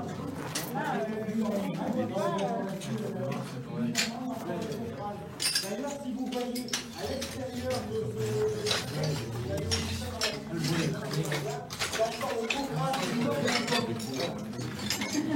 voilà. Le coffrage d'époque qui est encore en place. Et en fait, ils ont fait exprès de laisser le coffrage en bois pour les ricocher. C'est-à-dire que si on tirait, comme c'est un poste de défense, si quelqu'un tirait dessus, et ben la cartouche, la balle rentrait dans le bois et ne ricochait pas sur le béton. Vous pouvez atteindre donc il laissait exprès les poutres, le coffrage en bois extérieur. Comme vous pourrez le voir à l'extérieur, de l'autre côté. Donc là, ici, bon voilà. Donc là, ici, il y a encore la barre. Comme là, il y avait ça aussi dans la cuisine. Donc là-bas dans la cuisine, il y avait des petits crochets. Alors est-ce que comme c'est l'infirmerie, c'était pour accrocher les perfusions?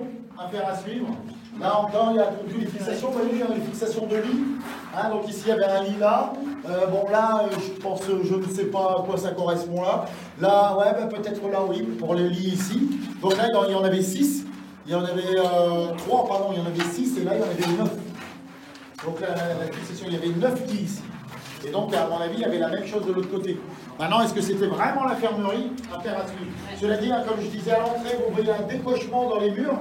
C'était pour faire pouvoir bifurquer avec les civières, avec les brancards.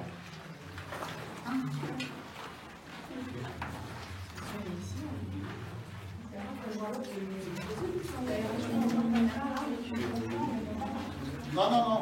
Là encore, il y a un dans le poste de commandement que je n'ai pas rencontré parce qu'il y avait des gamins qui étaient là. Là, il y en a pas comme ça. Et là, on va encore mettre des marquages en papier dessus. Ouais. C'est du sel, ça? C'est un petit stalactite? Ouais, c'est sel, je sais pas, ouais, c'est l'humidité. Ouais, j'ai plus que le terre, ouais, je dirais ça aussi, ouais. Ouais, de l'eau, là, c'est là aussi un peu.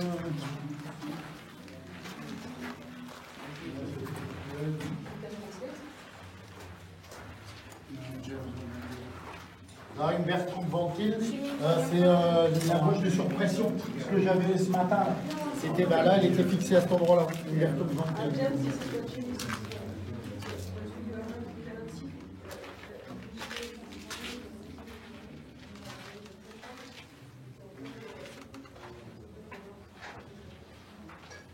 Voilà ce qu'on veut dire.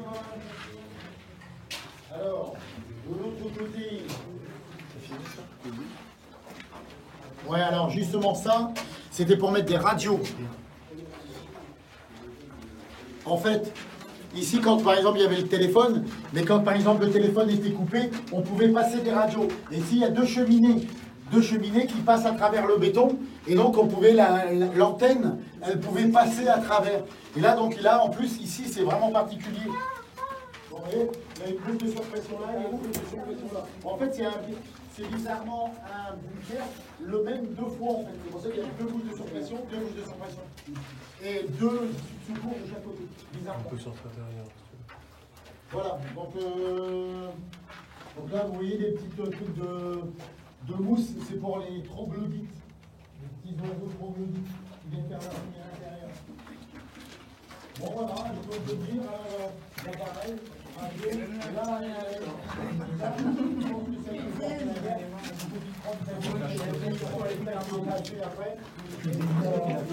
a gravé dedans aussi le vengeance de David. C'est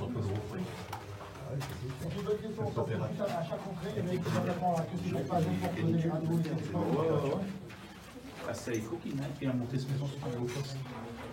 Il y a des bonnes fondations. Il y a des voyages ici, il y a des meubles partout. À l'époque, c'était autorisé, maintenant, l'autorisation.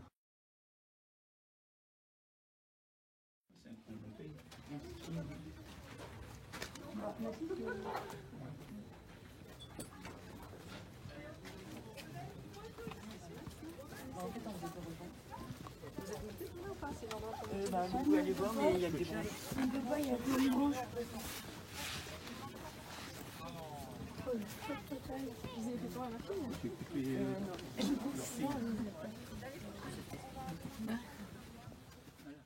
C'est à l'ouest que l'on trouve le poste de commandement R636A pour conduire le tir de la batterie de canon de 17 cm du régiment de batterie côtière de l'armée de terre du Mont-Saint-Frieux.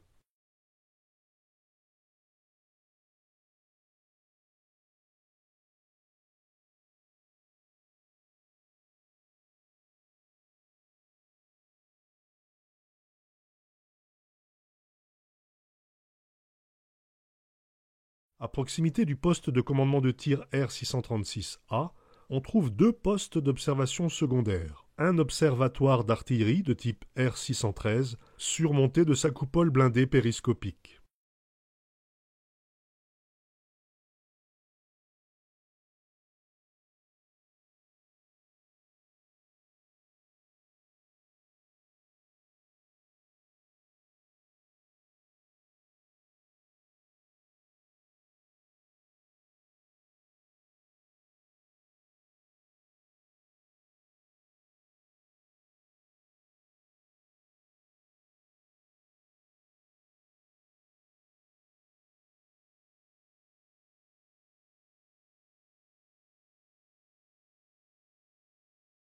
Le second poste d'observation secondaire est situé derrière le R636A.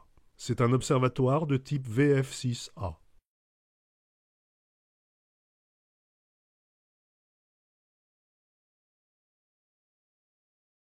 Au-dessus du poste de commandement de tir R636A se trouvait un radar Fumo 214 sur une construction normalisée bétonnée de type V229.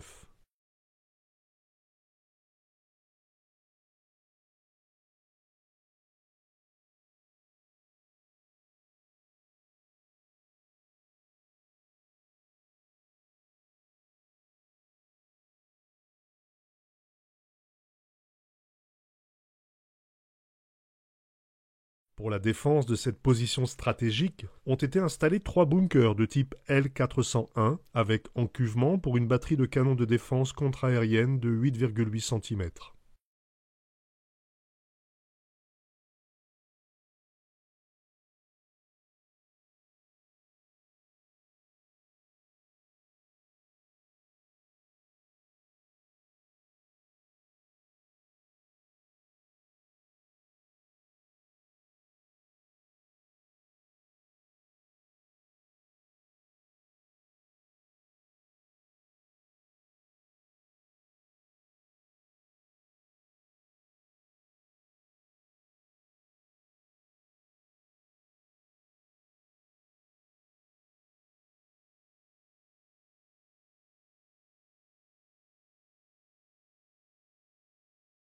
un bunker SK abritait le groupe électrogène. Plus à l'ouest, on trouve un bunker R677, une casemate pour canon PAC 43-41 de 8,8 cm.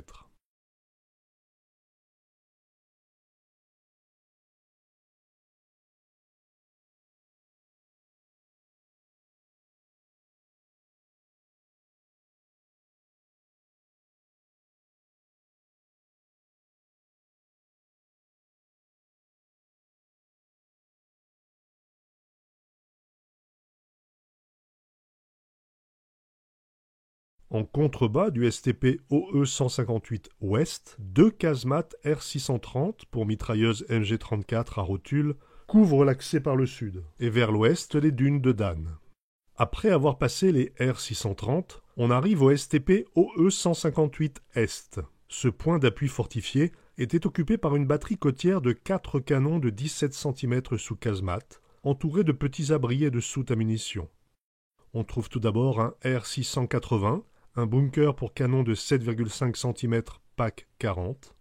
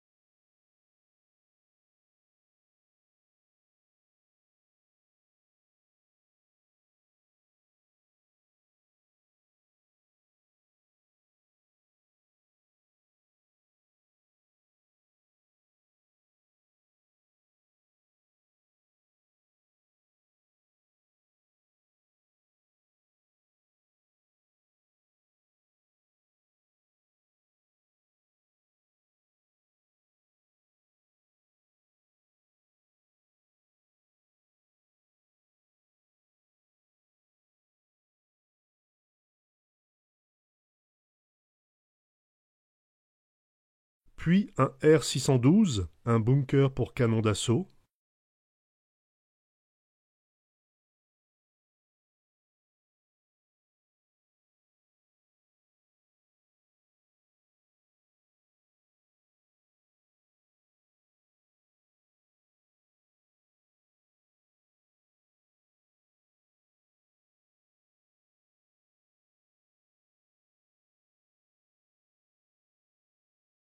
Dans ce type de bunker, on pouvait trouver des canons de différents calibres.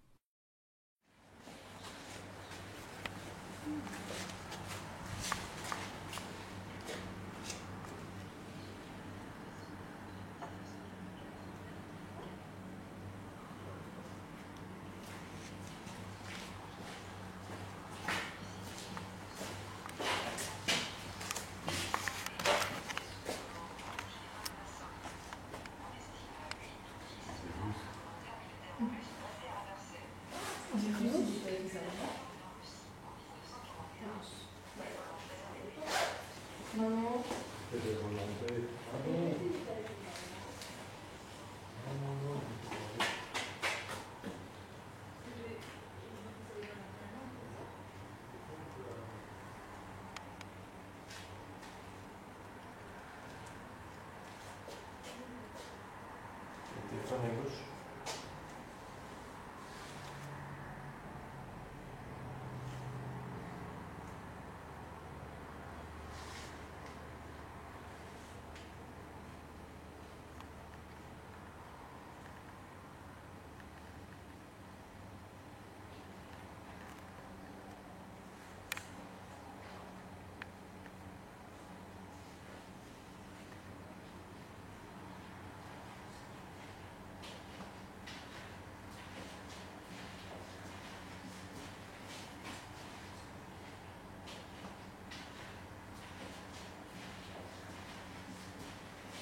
Pour l'extraction et l'évacuation des fumées, un système très performant était installé.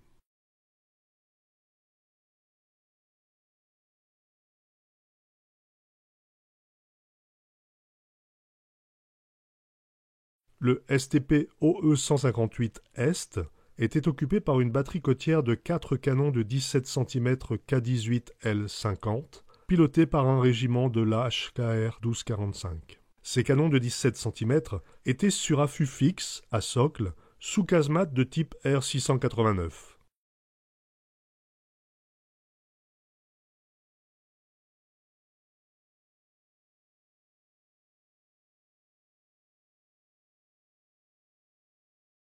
La construction des 4 bunkers R689 a été terminée à la fin du mois de juin 1944.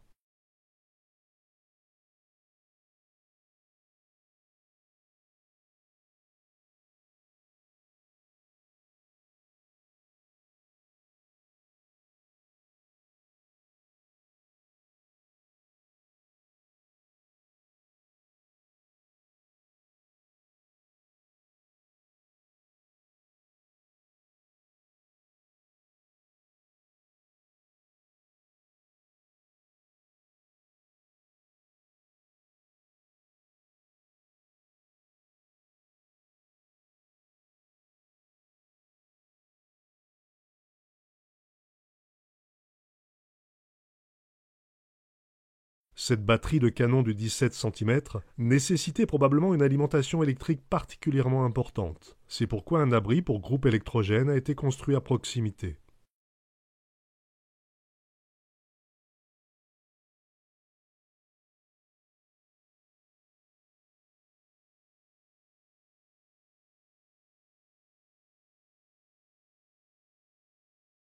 Derrière la batterie de canon de 17 cm sous casemate R689, on trouve 2 soutes à munitions R134.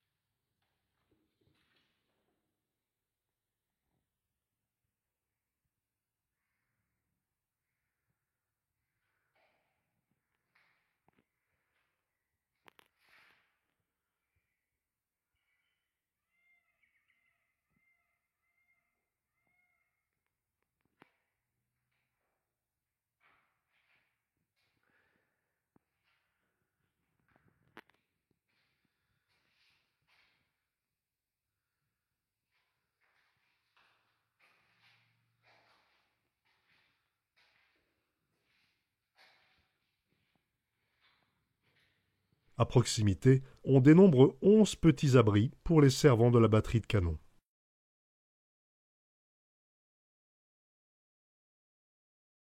Sur les flancs est du mont Saint-Frieux, à l'intérieur des terres, et protégé par un fossé anti-char, on trouvait au niveau du STP Sud-Ost-Eke une série de bunkers qui faisaient partie d'un anneau de tir défensif à la lisière de la forêt.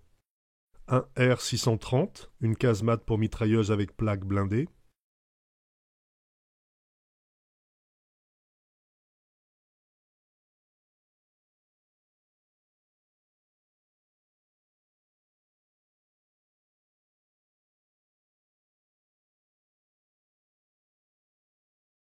Deux bunkers R631, des casemates pour canons Skoda de 4,7 cm.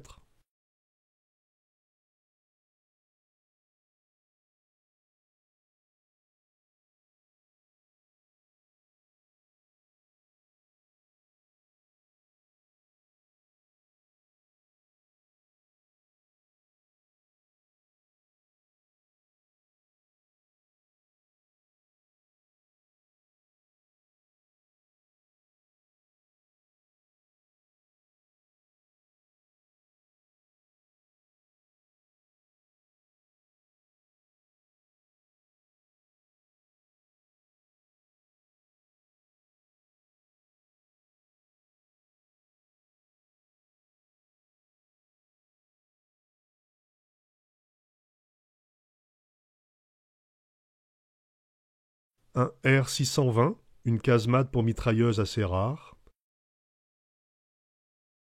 que l'on reconnaît grâce à sa construction très étroite et le couloir qui mène à l'entrée.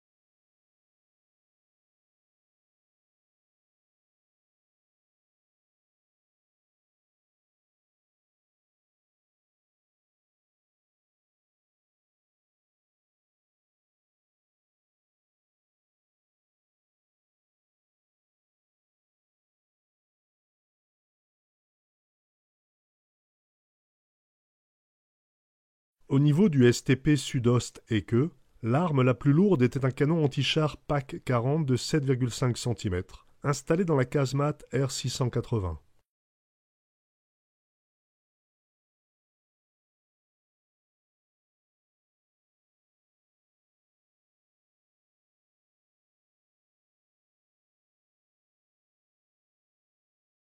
Et pour terminer, le 70e bunker du mont Saint-Frieux est un R676, un petit bunker pour les canons Skoda de 4,7 cm.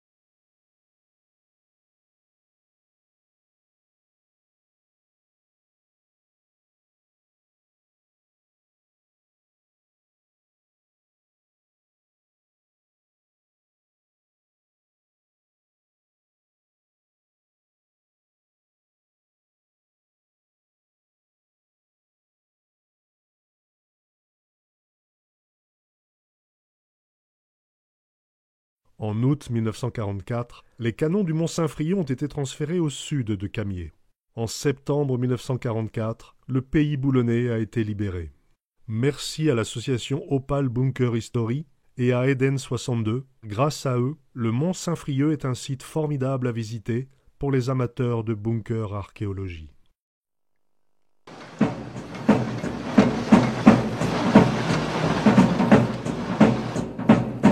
Touristes et passionnés d'histoire. Pris au mot, embarqués. Impressionnant, on est au cœur de l'action. On se sent vraiment comme si on était à l'armée.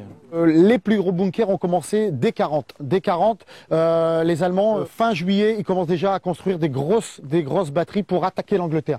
Et bientôt empêcher un débarquement. Le mur de l'Atlantique. Des blocos, des bunkers, des abris, des postes de tir. Le Mont Saint-Frieux en est truffé. Visite au cœur du dispositif. C'est impressionnant, c'est vraiment qu'on se replonge vraiment dans l'histoire. Intéressé par l'histoire, oui. Comprendre ce qui s'est passé dans la région. Au vu de tous ces blocos, on se doute qu'il y a eu beaucoup de choses de vécues, donc c'était pour principalement connaître l'histoire, c'est vrai. Le Mont Saint-Frieux défendait le dépôt de munitions de la Kriegsmarine, mobilisant plus de 500 soldats. La nature a repris ses droits, réserve naturelle. Blocos oubliés, enfouis dans la végétation. Normalement, il n'y a pas de souci. Bon, j'y vais.